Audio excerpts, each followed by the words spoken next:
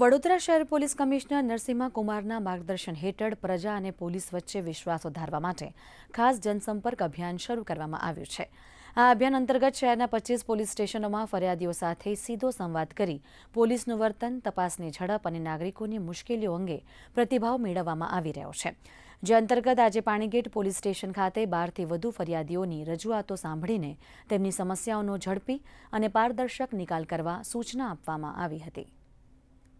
આપણે 12 જેટલા ફરિયાદીઓને આપણે જે અગાઉ ફરિયાદ આપીને ગયા હતા એમના ફરિયાદ અનુસંધાને કાર્યવાહી થઈ છે। આપણે પ્રયાસ કરી પોલીસ કાર્યવાહીથી આ લોકો સંતુષ્ટ છે કે નહીં। આપણે જાણવા મળ્યું કે ફરિયાદીઓ મોટાભાગે સંતુષ્ટ હતા, સેટિસ્ફાઈડ હતા અને પોલીસના કામકાજને એપ્રિશિએટ કરીને ગયા। અન્ય કેટલાક ફરિયાદીઓ પણ ત્યાં આવેલા જેમના કોઈ વિઝા ફ્રોડ સંબંધે કે અન્ય ઓનલાઈન ફ્રોડ સંબંધિત ફરિયાદો લઈને આવ્યા હતા। એમને પણ એક જ જગ્યાએ ઇન્સ્પેક્ટર, ડીસીપી અને કમિશનર કક્ષાના અધિકારીઓ સાથે ઇન્ટરેક્ટ કરવાની, રજૂઆત કરવાની અને એમના સમસ્યા અંગે અપ્રોપ્રિએટ એક્શન લેવામાં આવે તે અંગે આગ્રહ કરવાની એક તક મળી છે।